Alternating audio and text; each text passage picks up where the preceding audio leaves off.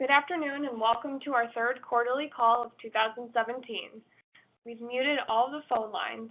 This call is being recorded and will be available for replay by visiting www.o'keefestevens.com and clicking on the Resource tab, and then selecting the Value Conversation link.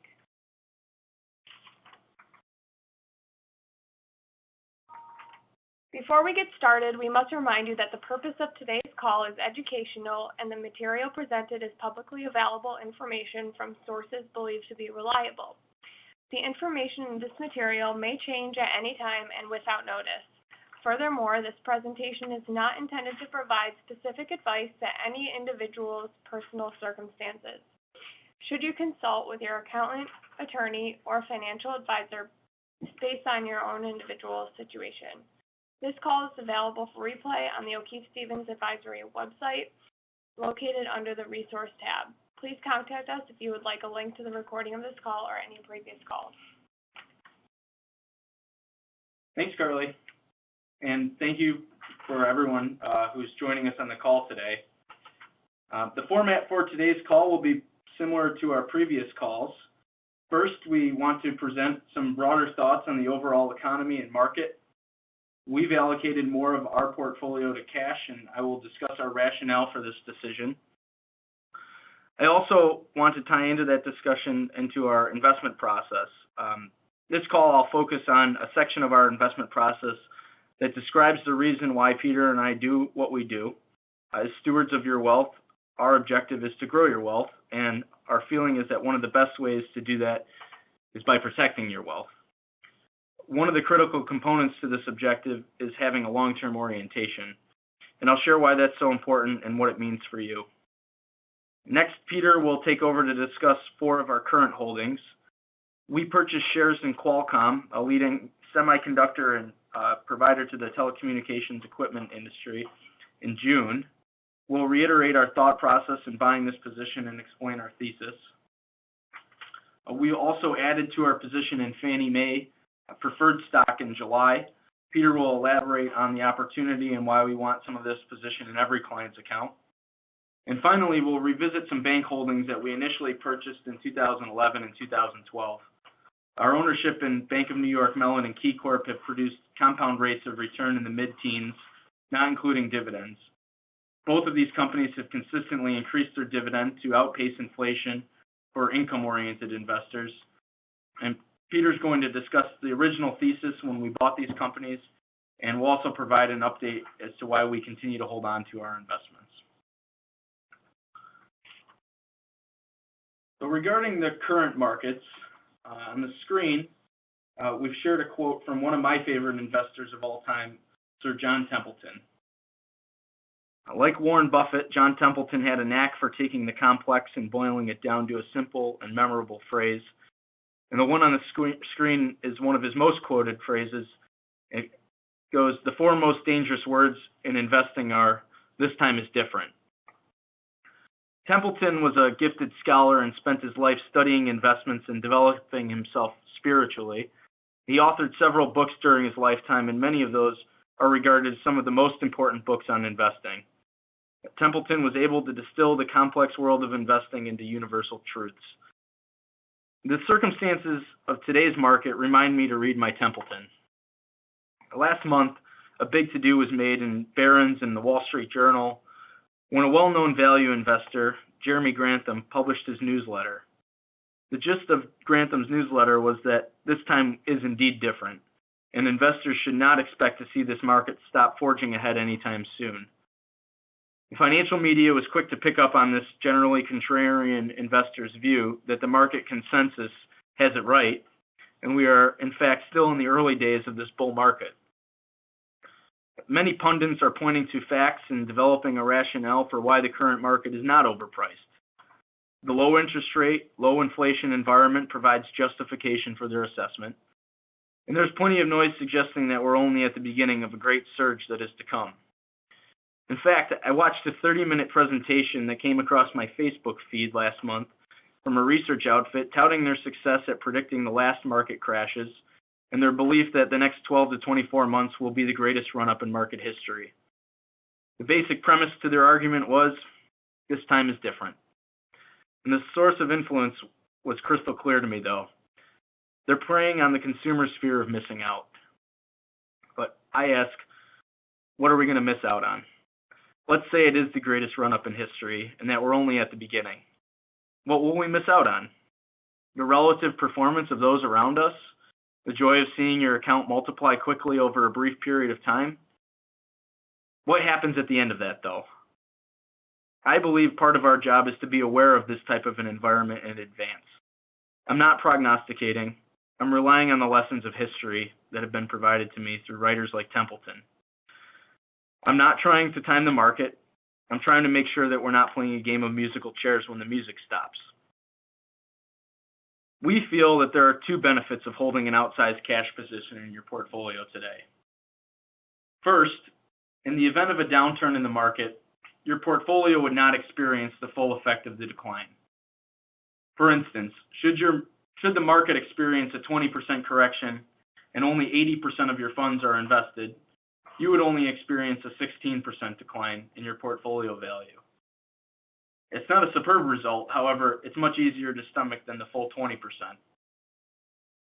Second, if the market does decline and you have cash available, it's often an excellent time to be a buyer of great companies at discount prices. I prefer to be a buyer when other people need to sell, not when everyone else wants to buy. In light of these two benefits to holding cash, we feel we have applied an appropriate hedge in your accounts. For some clients, the cash position is greater than others, but in general, we are aiming for a 20% allocation to cash. We'll be revisiting this in greater detail in our October newsletter and in the financial review meetings we have with each and every one of you. The obvious downfall to holding cash is in missing out. We feel that trying to time the market is not possible, and when we look at the current investment opportunities, we are not overly excited about buying most companies that we are familiar with. When we purchase, we only want to buy investments that we assess as discount opportunities. Today, those opportunities are fewer, and because of this, we feel compelled to employ patience as our investment strategy.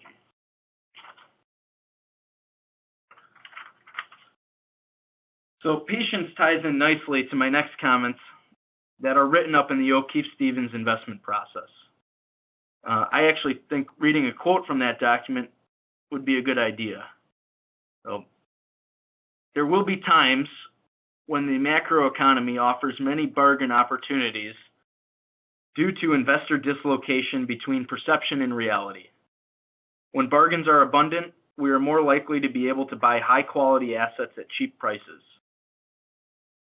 There will also be times when bargains are scarce, during market peaks, and the search for bargains needs to be conducted on a company-specific level. While these bargains are not always found in the highest quality assets, our objective is consistent: prevent the permanent loss of capital. And that last sentence is crucial: prevent the permanent loss of capital. A key strategy to growing wealth is not losing money. It sounds simple, but it requires a long-term outlook. Peter and I do this work to ensure that people we care about have the financial resources they need to live their lives. We continually try our best to educate all of our clients about the importance of having a long-term outlook. Hopefully, for those of you listening to this call, we sound like a broken record.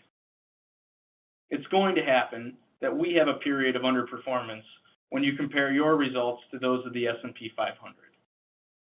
Quite frankly, if those are the returns you're looking for, then you could pay a lot less to get them. What I see is that most of the people we work with have hired us to meet their financial goals. And those goals rarely have a link to matching or beating the market in the short run. The reason we buy the stocks we buy, send you the newsletter, keep you informed through calls like this and through our personal meetings, is to teach the principles of investing that we live by. They're not always the easiest to follow, but they are founded on the firm ground of history and have the undivided attention of two people who are consistently trying to improve upon their investment process. The quote I read to you wasn't written this year, and it wasn't written last year. It was written in 2015, when prices were much lower than they are today. It didn't apply to the market circumstances in that year, nor in the next year, but here we are today, and it seems to be the appropriate verbiage to incorporate into this call. We have tools like the investment process to help keep us in check with our broader view of the markets, history, and how to build wealth. We can't become emotional because we need to be the people you lean on in emotional times.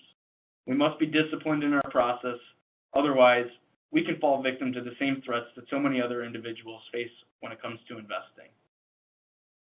Our process is in a constant state of refinement, and you are always welcome to ask us questions. We'll do our best to inform you of why we're doing what we're doing and provide you some historical evidence of how our process works when it's appropriate. The investments we own today are not mirroring the overall market, and we feel comfortable in owning them even in a downturn. We're hedging our investments with ample cash to use it opportunistically if prices decline, and because of these things, we feel very comfortable that we'll produce satisfactory results, especially if we work with clients who share our long-term orientation. Hopefully that describes everyone listening to this call. So with that, I'm going to turn it over to Peter to review the investments I mentioned in the agenda. Peter? Thanks, Justin. I'm going to talk to you about a recent investment we made in Qualcomm. First, I wanted to repeat some of the information we shared with you in the email when we first purchased Qualcomm in June. Qualcomm is a leading semiconductor and telecommunications company based in San Diego, California, that primarily develops wireless telecommunication products and services. Qualcomm's technologies powered the smartphone revolution and connected billions of people. They pioneered the 3G and 4G technologies and are leading the way to 5G technology and a new era of intelligent connected devices. We have a long history with Qualcomm, as some of you can remember our purchase of the stock in December of 1998 and the fabulous subsequent events of 1999. Qualcomm, like all our investments, has some issues. Otherwise, it would not be trading at a significant discount price. Let's discuss these. First, Qualcomm's quarterly results continue to be negatively impacted as a result of the actions by Apple's contract manufacturers. These manufacturers are not reporting and are not paying royalties due on the sales of Apple products. In addition to another licensee who is not reporting or paying royalties. We expect these actions to negatively affect Qualcomm's results until these disputes are resolved. In addition to issues with Qualcomm, the company has issues with the Federal Trade Commission due to one of the final acts put in place under the Obama administration. The FTC announced it would sue Qualcomm for its purportedly anti-competitive practices. The FTC alleges that in the U.S., Qualcomm used its dominant market position in smartphone modems to demand higher patent payments. Regulators in other regions around the world have also piggybacked on this suit of the FTC against Qualcomm. Finally, Qualcomm announced last October that it plans to acquire NXP Semiconductors for $38 billion. NXP is a leader in high-performance products in automotive and other numerous applications. This event, while positive in the minds of management, has created uncertainty among investors who have been sellers of the Qualcomm shares. Now, let's see why we would want to choose investments for you to own. Qualcomm dominates its markets. Its CDMA technology is the standard for the smartphone industry. Qualcomm continues to invest heavily in research and development. In 2016, Qualcomm invested $5.5 billion in research and development, which was 25% of its revenues. We expect Qualcomm's dominance to continue as smartphones move into 5G technologies. Finally, Qualcomm has an extremely strong balance sheet, and despite its increased debt load required to complete the NXP merger. Qualcomm and its smartphones continue to grow, especially in developing markets such as China. Qualcomm has continued to return cash to shareholders both through share repurchases and a growing cash dividend. and we are investing along with other like-minded investors that we feel that we've purchased at an extremely attractive price with our long-term view. Next, I want to talk to you about Fannie Mae preferred stock. In late July, we added to our position in Fannie Mae preferred. This is the third or fourth time we've added significantly to our position. Like Qualcomm, I'd like to reiterate what we shared with you in the email regarding the purchase to give you some additional thoughts on Fannie Mae. Fannie Mae is the largest lending institution in the United States and provides valuable mortgage and refinance services to most of the nation's homeowning population. The business is incredibly profitable. However, it is currently under the control of the U.S. Treasury Department through conservatorship that was enacted when the business needed a bailout from the government due to the 2008 financial crisis. Between 2009 and 2012, the Treasury Department invested $116 billion into Fannie Mae, while Fannie Mae has provided $163 billion in repayments to the government. There are currently several court cases against the the U.S. Treasury Department due to what we believe is an unconstitutional sweep of the surplus funds to the benefit of the government. When Fannie Mae returned to profitability, the company should have been returned to the shareholders. Now we have a brief understanding of the background of Fannie Mae. Here are some of our reasons why we've chosen for you to own it. Fannie Mae was the recipient of a $116 billion investment from the U.S. Treasury, as I mentioned, following the 2008 Great Recession. The contract with the federal government had the issuance of preferred stock that Fannie Mae was required to make payments on. In 2012, the agreement was changed and forced Fannie Mae not only to make interest and principal payments, but to return all future profits to the federal government. We believe that this so-called net worth sweep is illegal and will be overturned by the U.S. court system. We are investing alongside other like-minded investors. During our conversation with one of these investors, they discussed the legal system and how to approach a case. When you have the facts on your side, you present the facts. When the facts are not on your side, you do everything to hinder or delay the process. The Obama administration has consistently done everything in their power to distract or delay this process. The Obama administration declared presidential privilege on numerous documents that would clarify the actions taken by their administration. In July of this year, the courts overturned the presidential privilege and have called for the release of over 12,000 documents which should clarify the intent of the U.S. Treasury. It is appearing at a quick glance that these documents and the sworn testimony from members of the Obama administration are inconsistent, and we anticipate that the net worth sweep will be deemed illegal. This is important to our shareholders because we have purchased preferred stock for them at a significant discount to its issue value. We anticipate both price appreciation and return of a cash dividend moving forward. The ongoing saga is in its sixth year, and the Trump administration has announced its intention to clear up the issues sometime during his administration. We look forward to keeping you posted on the ups and downs of this situation as we move forward. Finally, we'd like to speak to you today about two of our long-term holdings. The original opportunity to purchase the Bank of New York Mellon and KeyCorp arose from the substantial decline that the bank suffered in the 2008-2009 market decline. For example, Bank of New York declined from its peak valuation of approximately $49 in 2007 to a low of about $20 in 2011. KeyBank declined even more precipitously from a 2007 high of nearly $38 to a low of about $5.50 in 2009. We began purchasing both of these banks at relatively close values to their lows, and many of you can see that from your statements as you have a position in these companies. KeyBank is a super regional bank based in Cleveland, Ohio, with branches in the Northeast and the Northwest United States. They have over $135 billion in assets and over 1,200 branches.